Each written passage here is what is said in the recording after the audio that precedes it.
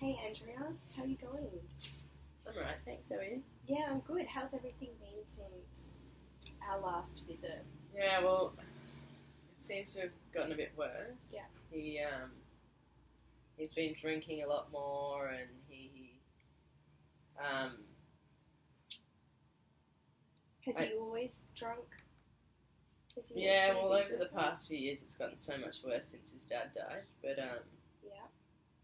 he has just started. He's become much more violent and aggressive towards all of us. He even killed the poor kid's rabbit in front of me as well, which was pretty traumatic. Yeah. When he'd been on a bender and had been drinking for a few days. But it's just getting to the point now where I love him so much, but I just don't know if I can keep going on with this. Yeah, it sounds like it's getting quite emotionally and physically abusive. Yeah, well, he keeps on saying that he'll change and that he's going to go to AA meetings and seek support, but when it comes down to it, he's just not doing anything apart from being violent and getting worse. Yeah. Now, with the violence, is he showing violence to any of the children? No. Because I have noticed that there is some bruising on Amelia. Oh, yeah, no, she just fell over a child. Okay, so he's not showing any. He has never threatened to hurt the children. No. Okay. No, he's never hurt them. No, he's he can be quite aggressive, and he definitely scares them a lot when we're fighting. And unfortunately, yeah, sometimes it does happen in front of them, but mostly when they're in bed. Okay. But no, he's never touched the children. You're not worried? Not that I'm aware of, anyway. Yeah, you're not worried that anything could potentially happen? Oh, of course it's a concern. But,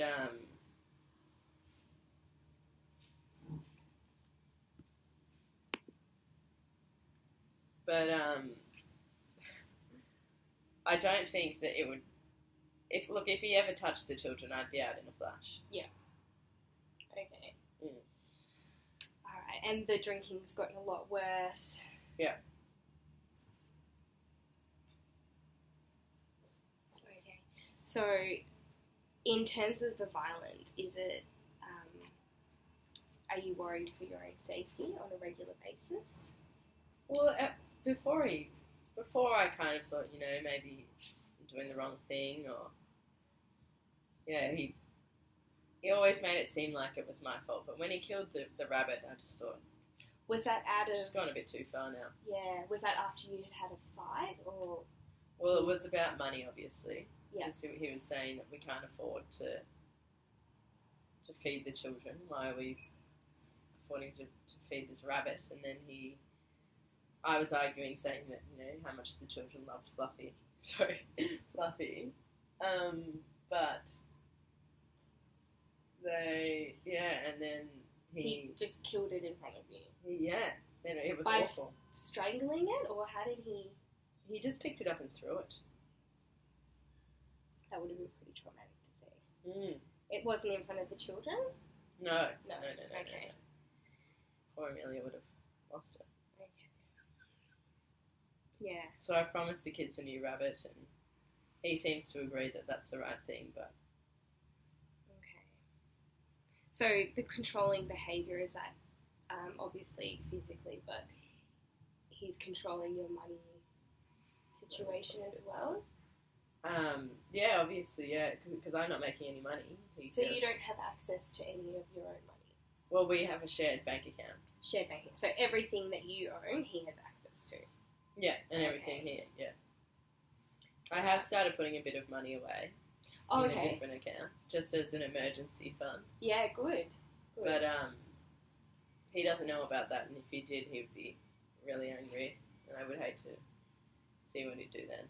So there's no way that he can find out about that account? Well, I don't think so. No, it's very private. It's with a different bank,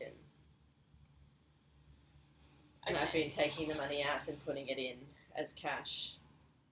So, look, I don't have much, probably only a few hundred, but it's something, in case we do have to stay somewhere else or... Exactly, yeah. So you've thought about what you would do if you had to leave in an emergency? Oh, every day. Every day, yeah. Okay, and because what I would like to do, what I do with a lot of my clients who are experiencing domestic violence at home is set up a safety plan for them. So if it does come to an emergency where you have to leave the house straight away, you have somewhere that you can go to without, and everything's already set up so that, in those moments where everything, you can't think. So this is going to be a safety plan that we have for you that you can just do straight away without thinking about it. It's already set up. We'll have all the numbers and everything ready for you. Does that sound like something you want to do today with me? Well, yeah. Why not? Okay. Now, is he still working? Yeah, he's working for some construction site. I think they're a bit dodgy and they might be going under. I don't know. Okay, but he's full-time. Yeah, he's working full-time. Yeah, okay. And then it's sort of at the end of each day he's coming home and drinking, and that's when the fights start happening with you two? Yeah. Okay. And I think you mentioned something about him have been quite depressed after his father died. Yeah, it really took a toll. I think he really looked up to his dad. Yeah, okay. And it's just become worse after that, drinking more. Does he see anybody? No. Yeah, have you encouraged him to go and see anyone? Of course, yeah. He's just completely isolated himself from everyone. Yeah. He doesn't see any of his friends anymore or any of his family, or he says that he'll go and see someone, but when it comes down to it, won't. Yeah. I've said that I'd organise it for him, but he refuses, and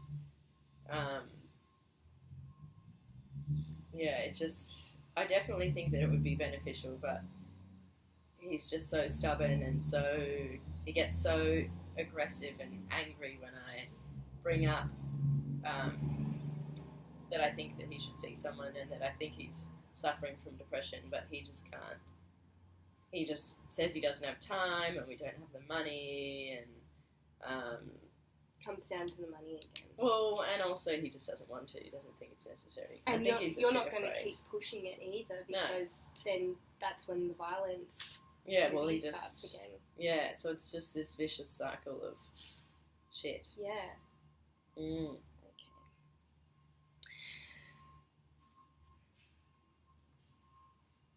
Do you know if he had been violent to any of his previous partners in the past? No, I don't know. I know that his father was quite violent to his mother. Okay. So he's been around it. And I think that's what makes him depressed as well the next morning, because he, Yeah. he's known what it's like to be in the children's, on the children's side But as well. that's all he knows, so he's been... Yeah, exactly.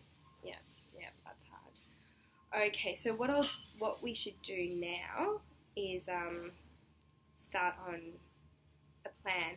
Now, what I will need to do is I want to make a referral to an agency that can help you with domestic family violence. So in order for me to do that, I just need to get you your consent. If you could just sign this. Thank you. Okay. Now, what I'll do also is I'm going to put down in this safety plan a few emergency numbers and contacts that you can call straight away. So one of them is 1-800-RESPECT. It's a number that you can call. It's 24/7, anytime you need help. Mm-hmm. And they can help you out with anything like that. So that I put that in the safety plan. All right. Now, just say you said that you'd already thought about what you would do. Is there somewhere you can go? Yeah, I've got a few of my girlfriends that are aware of the situation, and now what would be important is that if your husband knows the location of them, is there one of your friends that he doesn't know? Oh yeah, he's not involved in my friends at all. Okay, so what was your friend's name?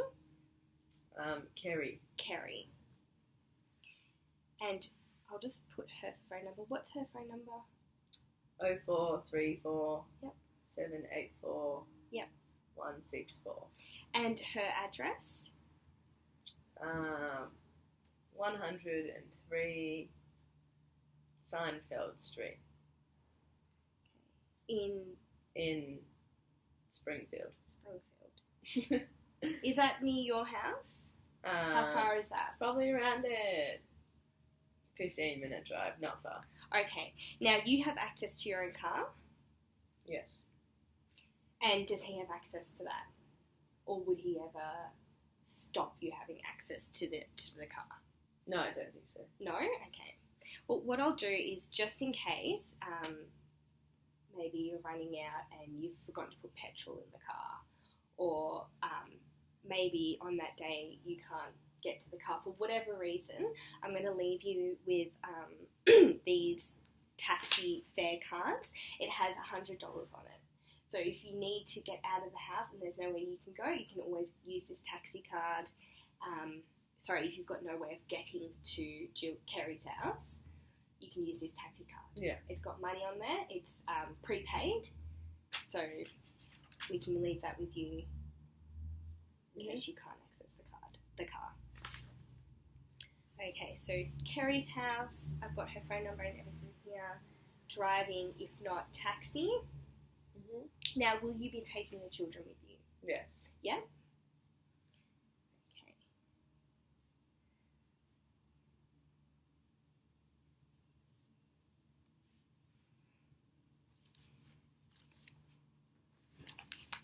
Now, I'm going to put this number on here as well. It's called Safe Steps that you can call when you get there, and they'll organise for you to go to a women's refuge if you don't feel comfortable at Kerry's house.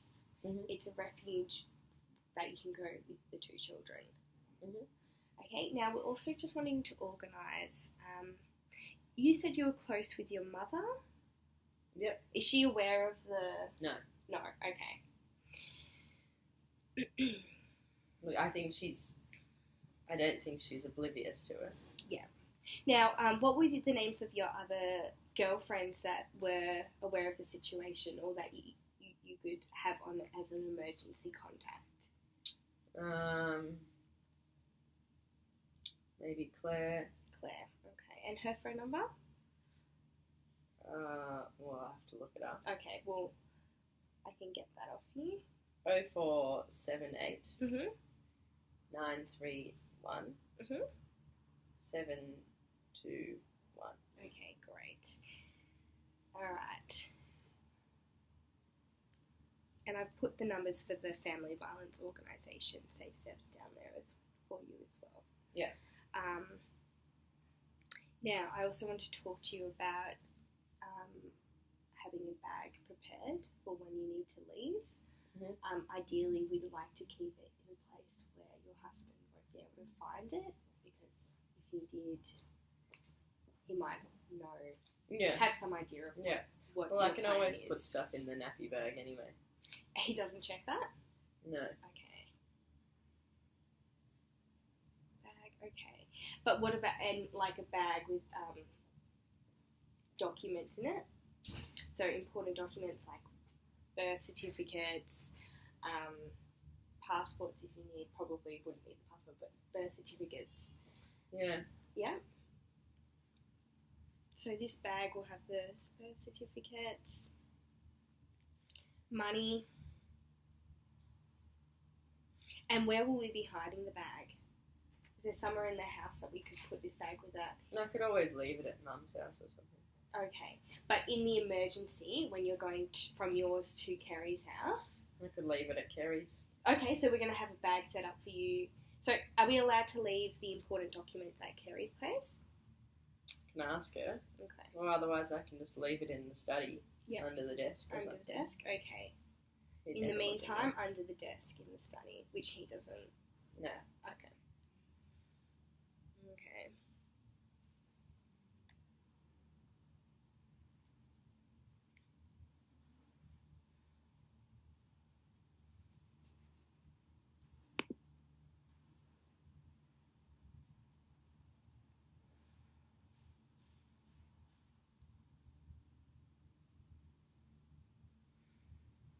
Now, with the money situation, I understand you've got your own bank account. it might be wise to take a little bit of money out anyway, just so you have that on you. I always have $50 cash in my wallet. Okay. He's never threatened to take that away from you? No. He knows ever since we've been together I've done that. Okay. And you've got your own bank account, which he is not aware of? No. Okay, that's great.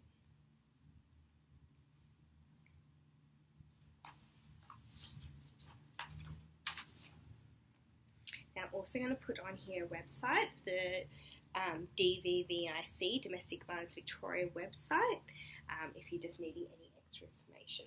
Mm-hmm.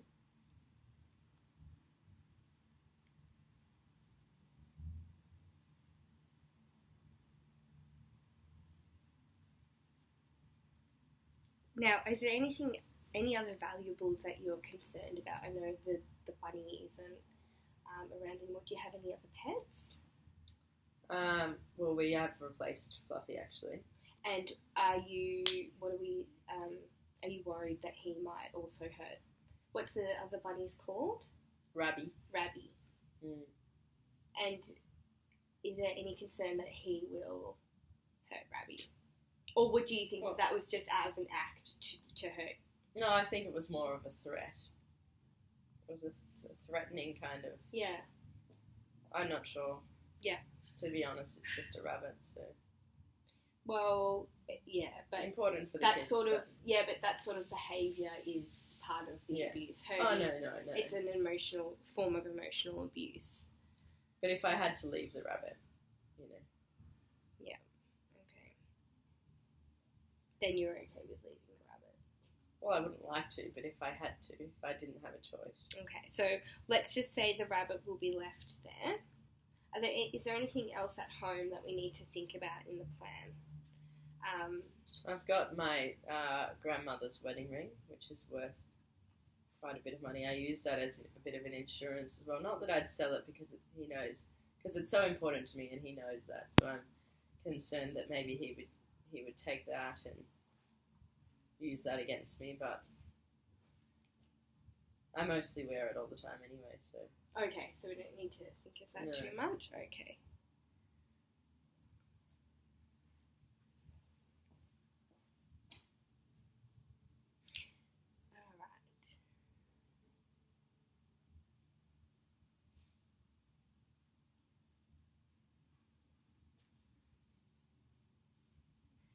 So I've just finished writing up this safety plan. It's got all the numbers on there. So it's got Safe Steps Family Violence Response Centre phone number. It's in Berry Street, which is right near you. Mm-hmm. Okay, and I've also put the 1-800-RESPECT hotline number there too. Yeah. All right, now I've got your emergency contacts. We've got Kerry and Claire on there. You were saying David doesn't know the addresses or phone numbers of these women. Sorry, it's your breath. Right, sorry. No, he doesn't. Okay.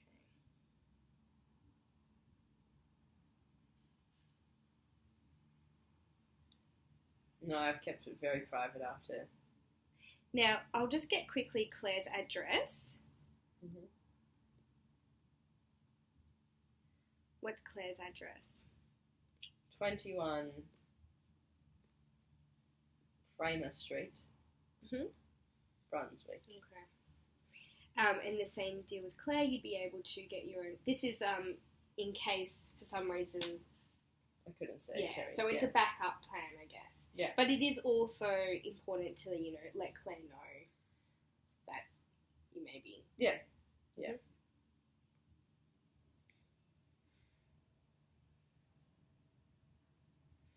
And Brett doesn't have access to your phone? No.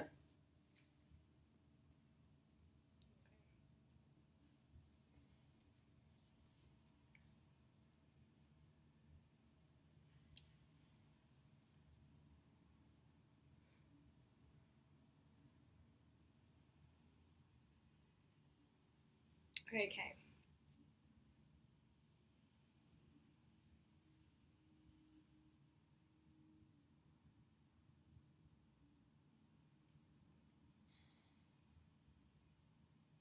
Now, on a scale of 1 to 10, how safe do you feel right now if you were to go home? Probably about a 6. Okay. So, sorry, 1 being very unsafe and 10 being very safe. So you're about a 6. Okay. Right now, yeah. Right now. But in the times that he is being violent to you, because you said he is violent on a pretty regular basis. He hasn't been violent for maybe, it's been good this week, so I'm feeling okay now. He's been in good spirits because he's been offered a pay rise. Okay, so this week's okay. But this week's been okay, but yeah, it depends week to week, really. So this might be a good opportunity to organise getting the documents. Yeah. The important documents. He doesn't know anything about anything anyway. He's an idiot. Yeah, okay. But on the days that he is violent towards you, how safe do you feel? Oh, very unsafe. Yeah, on a scale of 1 to 10. 1 being death. Yeah. Probably around an 8. Wait, so... 2. 2? So that tells me that you're feeling extremely unsafe. Yeah.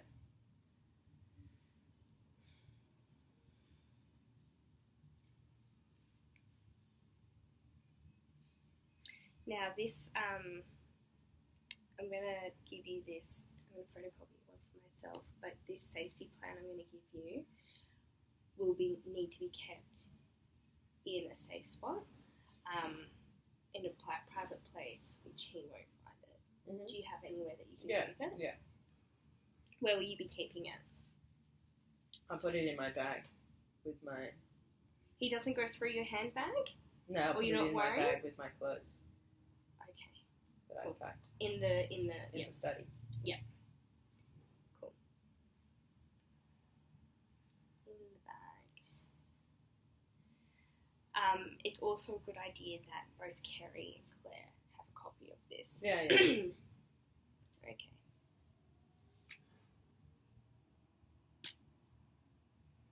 Now, you've got all this. You've got your safety plan ready. Mm-hmm. I've given you the taxi card, and I'm going to write a referral up to Safe Steps as well in Berry Street, so that they are aware of your situation. Now they may call you, and you can also call them because I'll send that through today. Okay. Yeah. All right. And how are you feeling about all this? Yeah, fine. Now, yeah, you're happy with this plan? Yeah. You're feeling confident with it? Yeah. Okay. Great. Well, what I'll do now is write the referral, and you have 1-800-RESPECTS number, so if you're needing to contact anyone in an emergency, you have that. Great. Awesome. Okay? Thank you very much, Kate. You're welcome. Thanks so much for coming in today. I'll talk to you very soon. Sounds great.